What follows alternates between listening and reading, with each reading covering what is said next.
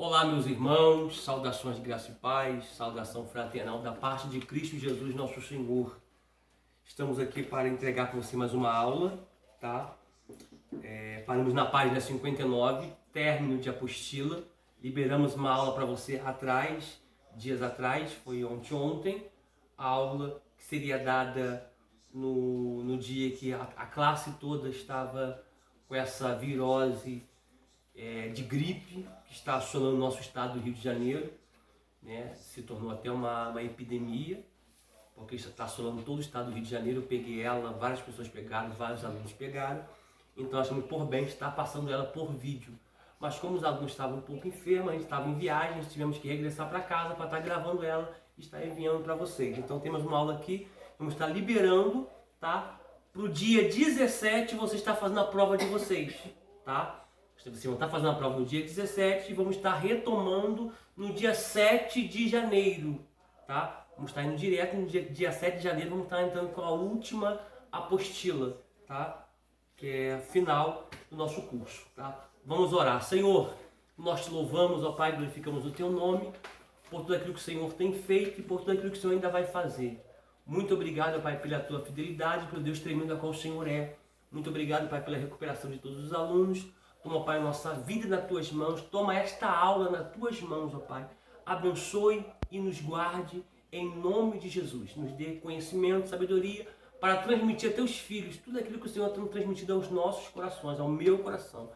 Nos inspire e nos revele teu Espírito por trás da letra, porque assim está escrito. Em nome de Jesus, fique conosco. Amém e graças a Deus. Queridos, página 59, lá no finalzinho, tá? Que é o tópico 4. Será que podemos compreender a doutrina da Trindade? É uma pergunta. E prossigamos a apostila assim. Os erros cometidos no passado devem nos servir de alerta. Todos eles surgiram de tentativas de simplificar a doutrina da Trindade para torná-la completamente inteligível, removendo dela todo o mistério. Isso jamais podemos fazer, porém, não é correto dizer que não podemos compreender nada da doutrina da Trindade.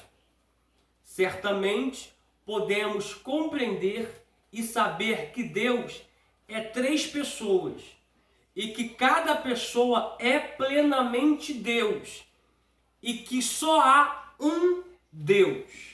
Tá?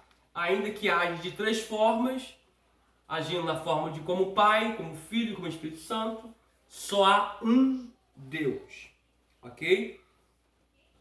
Podemos saber essas coisas porque a Bíblia as ensina.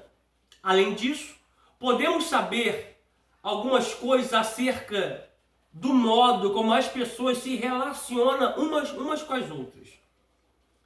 Mas o que não podemos compreender plenamente é como encaixar esses diferentes ensinamentos bíblicos. Perguntamos-nos como pode haver 3 pessoas distintas.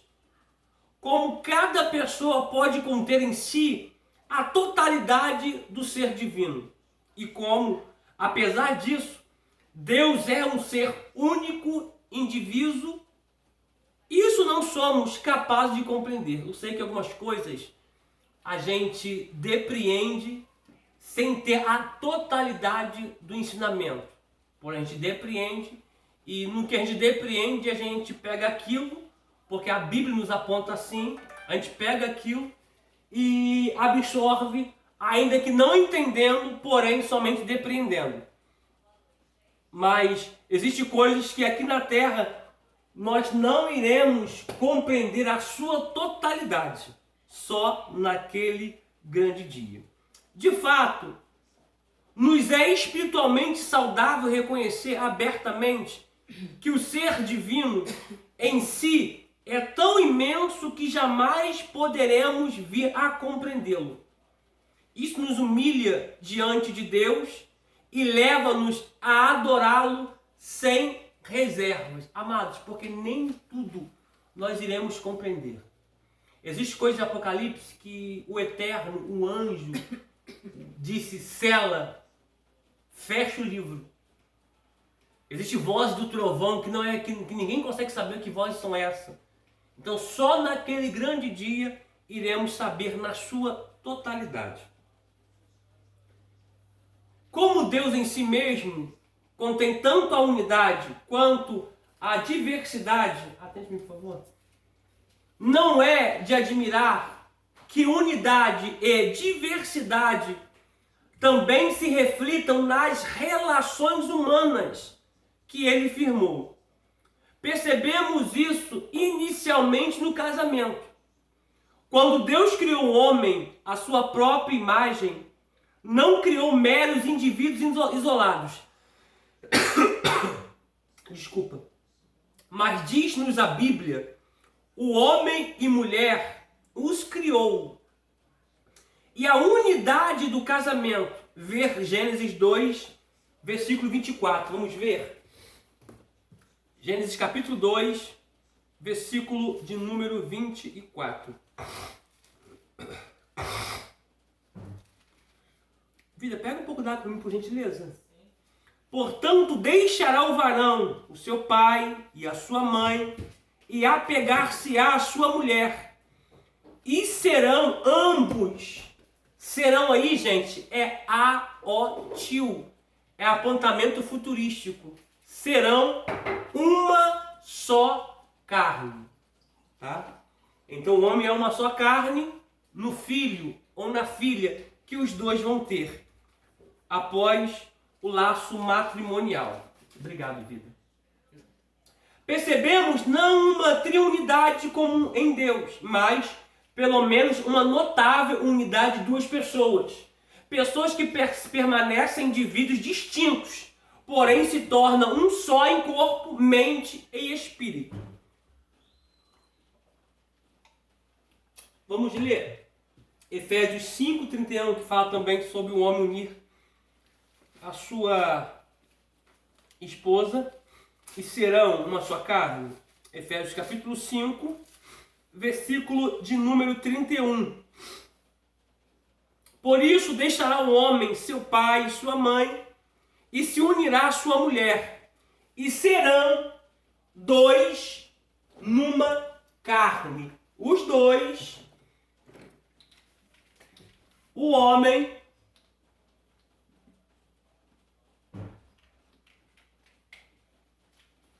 a mulher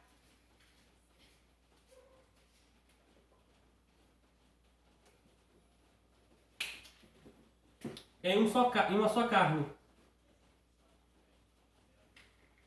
Pai, esposa e filho. Aqui sim, eles são uma só carne. Porque a expressão é serão, é apontamento futurístico. Quando chegarmos ao céu, esses mistérios serão totalmente desvendados. Porque agora vemos como em espelho, obscuramente, então veremos face a face, agora conheço em parte, então conhecerei como também sou conhecido. Então agora a gente conhece em parte. Só aquilo que Deus quiser revelar através do seu Espírito. Porque existem três fontes do saber. Existe conhecimento estudado, conhecimento pesquisado e conhecimento herdado. Tá? Todos esses é que o Espírito quer que a gente compreenda. E que Deus quer que o Espírito nos revele. Porém, isso tudo em partes. Naquele grande dia, o conheceremos assim como Ele nos conhece. Os decretos de Deus. O termo decretos de Deus significa o propósito ou determinação em relação a acontecimentos futuros. Isto diz que as coisas acontecem de acordo com o propósito divino e não pelas leis fixas da natureza, ou destino ou por acaso. Negar os decretos ou pré-ordenação de Deus é quase destroná-lo. Tal ato colocaria na reserva como um espectador interessado no que acontece, sem poder interagir. Deus é soberano, controla tudo e a todos. Eu quero ler um texto com você em Romanos, capítulo 8.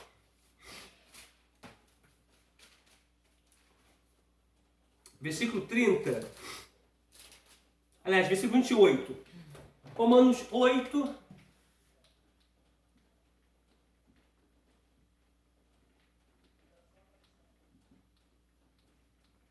Romanos 8, 28. Olha o que diz. A seguir. Aliás, vou ler até o 30. Olha o que diz. E sabemos que todas as coisas contribuem juntamente para o bem daqueles que amam a Deus, daqueles que são chamados por seu decreto. O que é um decreto? Decreto é uma ordem emanada de uma autoridade superior dentro da sua vontade e desígnios. Isso é ordem, isso é decreto.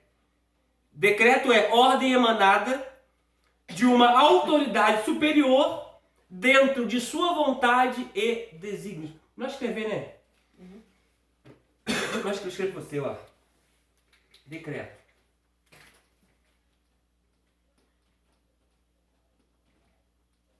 Decreto. O que é um decreto?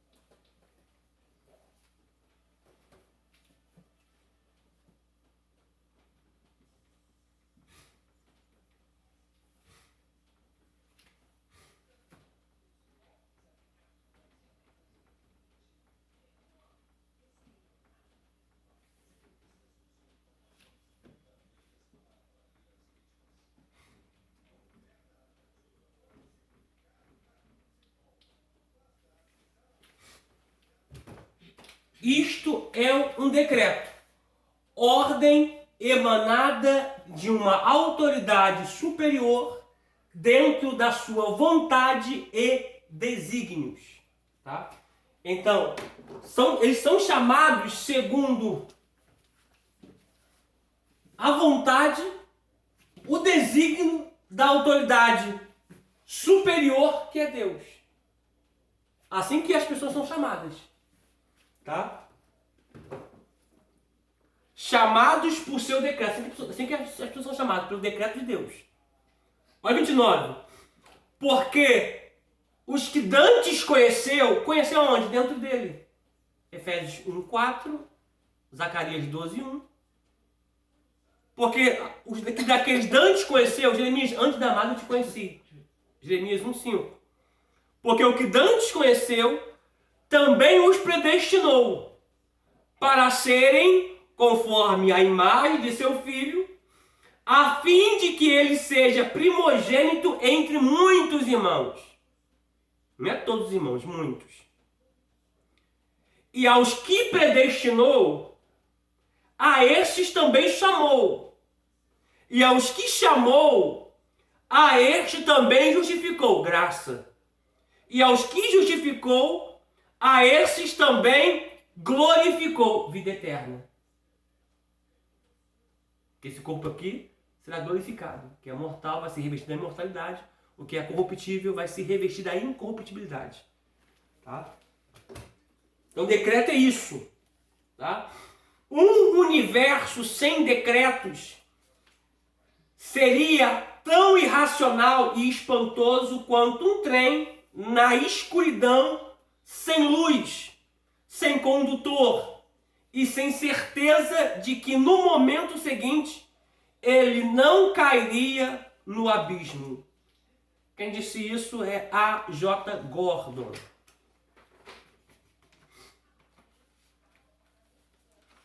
Planos e propósitos nossos tornar-se-ão somente ao fim predeterminado por Deus. Henry Harley.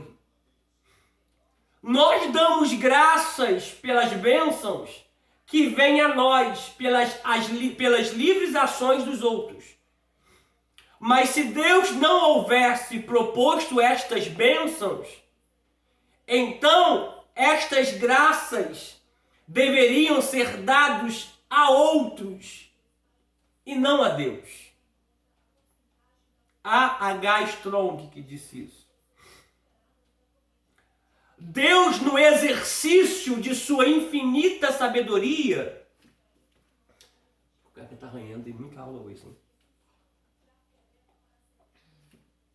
Dirige pessoalmente e controla as livres ações dos homens de maneira a determinar todas as coisas de acordo com o seu eterno propósito.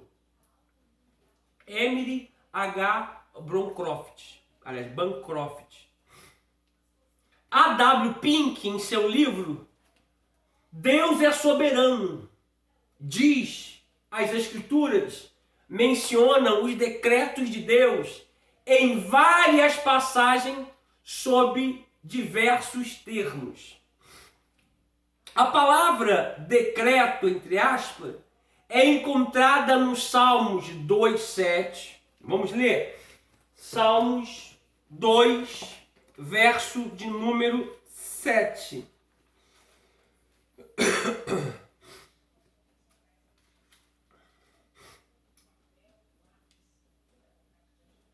Recitarei o decreto. O Senhor me disse: tu és meu filho e hoje te gerei.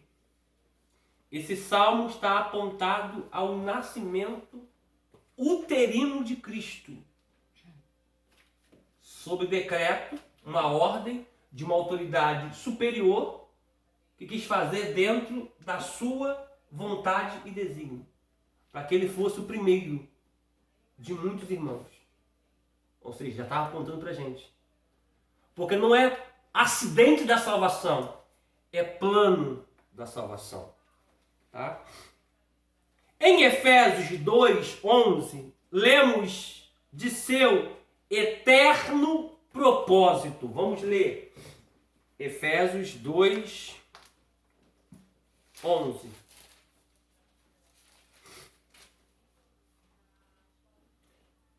Portanto, lembrai-vos de vós. Portanto, lembrai-vos de que vós, noutro tempo, éreis gentios na carne e chamados incircuncisão, pelo que na carne se chamam circuncisão feita pela mão dos homens. Aliás, eu li 2:11, me desculpa, é 3:11, me perdoa, é 3:11. Efésios 3, versículo 11. Eu li no 2:11.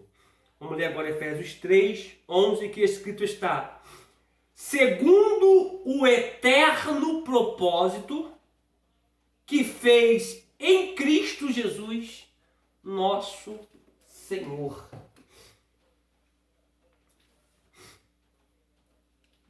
Em Atos 2:23, de seu determinado conselho e paciência.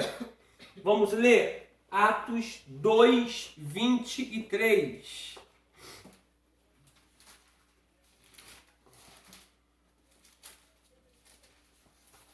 Atos 2:23, escrito está: a este que foi entregue pelo determinado conselho e presciência de Deus, tomando vós o crucificastes e matastes pelas mãos dos injustos. Está falando aqui da morte, aliás, da prisão e da morte de Cristo, que foi uma presciência, que foi um propósito, que foi determinado que isso acontecesse. Então não é acidente, é plano da salvação. Deus não trabalha com plano B. Deus não fica assistindo de camarote. Se não der certo eu faço assim, vamos ver. Claro que não, gente. Isso aí é para ser limitado. Para um ser ilimitado, autossuficiente e totalmente infinito, ele trabalha com propósito, soberania, plano, predestinação, determinação, decreto, soberania. Ele é Deus. Pastor, mas eu não concordo. Você não concordar, não tira ele da posição que ele está. Tá? Isaías 49 diz assim: pode um caco de telha questionar com o olheiro? Por que faz assim? Por que ages assim? Por que operas assim? Nós não temos esse direito. Ok?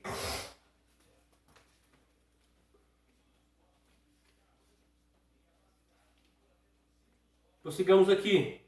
Em Efésios 1:9, de sua vontade, segundo o seu bom prazer. Vamos ler Efésios 1:9.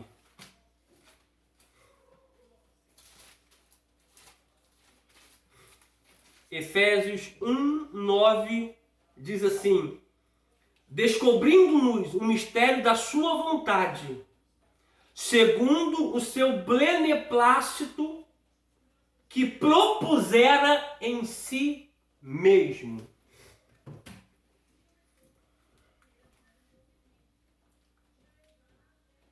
Os decretos de Deus são chamados seu conselho para significar que são perfeitamente prudentes. São chamados de sua vontade para mostrar que ele não estava sob outros controles, mas agiu de acordo com seu prazer, de acordo com a sua vontade, de acordo com a sua soberania. Quando a vontade de um homem é uma regra de conduta, geralmente é caprichosa e irracional. Mas a sabedoria encontra sempre associada à vontade, nos procedimentos divinos.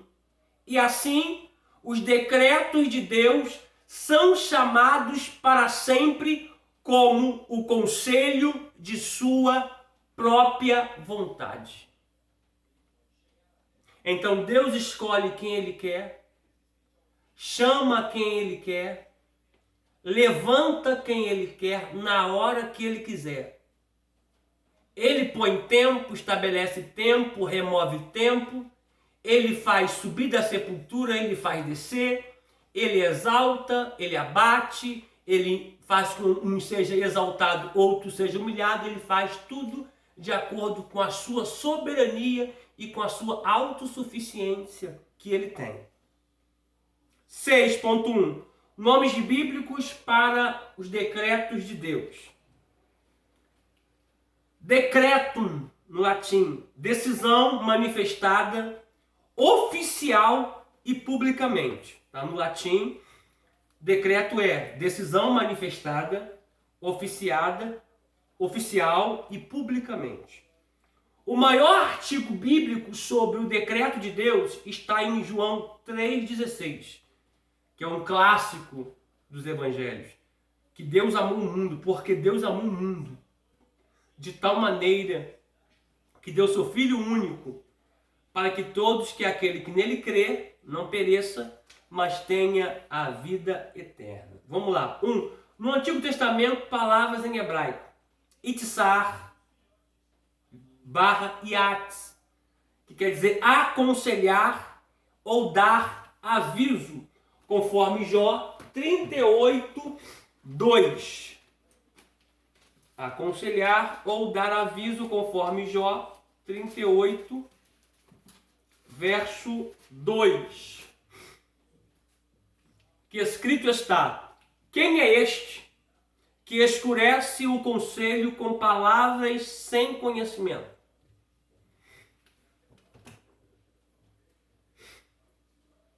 Sode, barra de Iassade. Sentar-se junto para deliberar. Então, a palavra hebraica sode, barra de Iassade, significa sentar-se junto para deliberar, conforme Jeremias 23,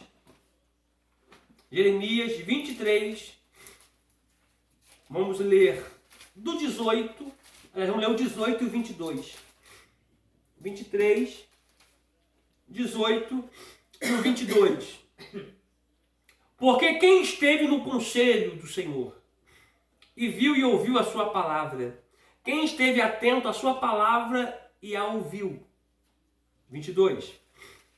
Mas se estivessem no meu conselho, então fariam ouvir as minhas palavras ao meu povo e o fariam voltar do seu mau caminho e da maldade das suas ações. Se, em hebraico, mesimar, barra de Zamã, quer dizer meditar, ter em mente ou se propor, conforme, vamos ler Provérbios 30, 32. Provérbios 30, 32.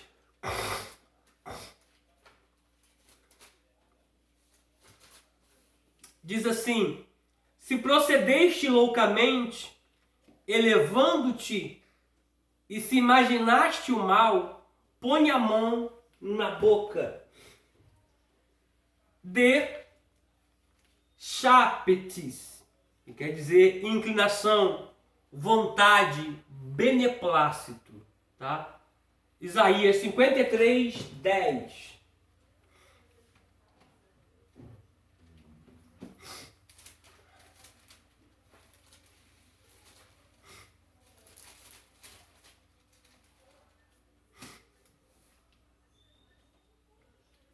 Escrito está: todavia, por isso que eu falo que é plano, todavia, ao Senhor agradou o moê-lo.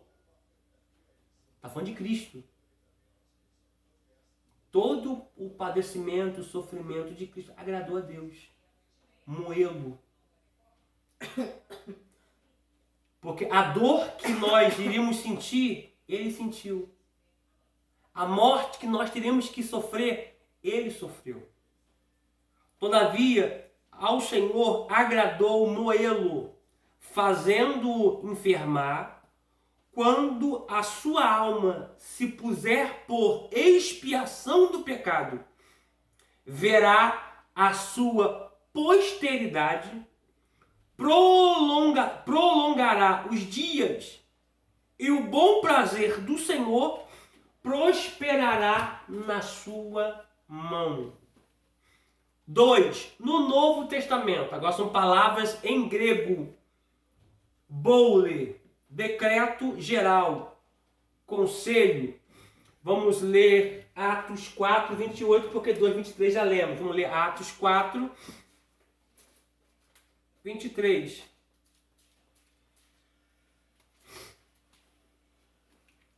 Escrito está: e solto eles, foram para os seus e contaram tudo o que lhes disseram os principais dos sacerdotes e anciãos.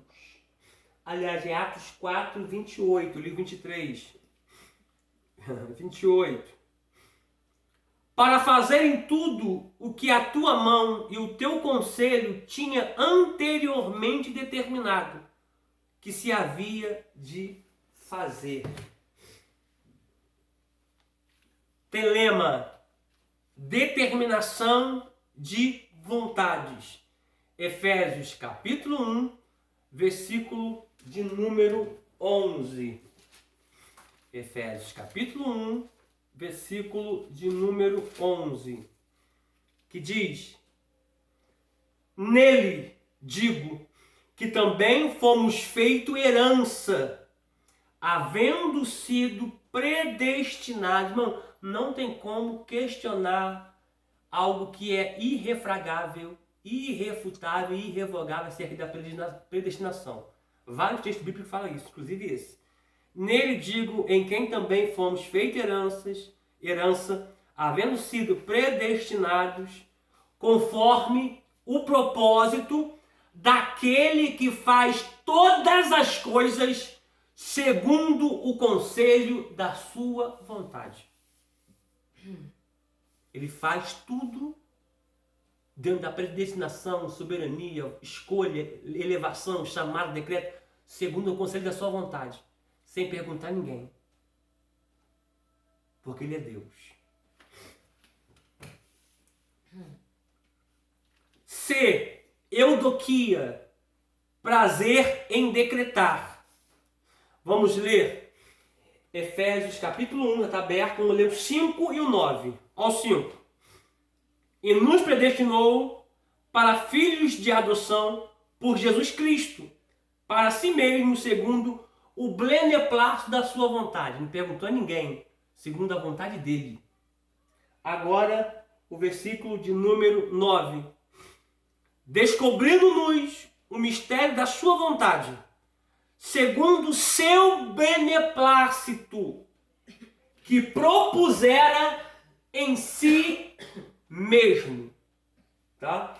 Então, Deus é soberano, ele é autossuficiente, ele é infinito, está acima de tudo e de todos, faz tudo segundo o que a sua vontade quer e segundo o seu propósito.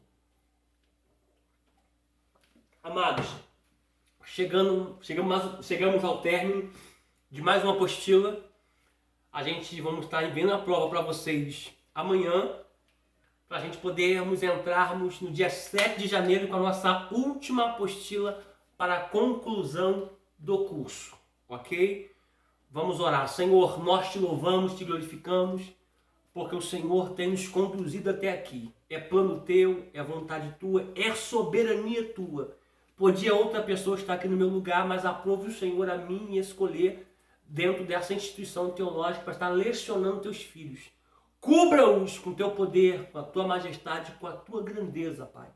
Pai, que esta aula possa alcançar o coração dos teus filhos, pois o Senhor é grande, o Senhor é alto, o Senhor é soberano, o Senhor é infalível, o Senhor é tremendo.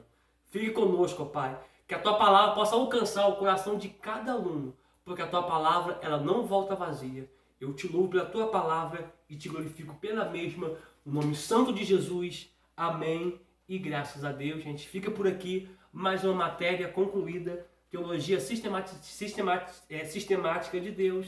A gente entra na nossa próxima matéria, que é o nosso último módulo, no dia 7 de janeiro, tá bom? É muita data. Deus te abençoe, fica com Deus.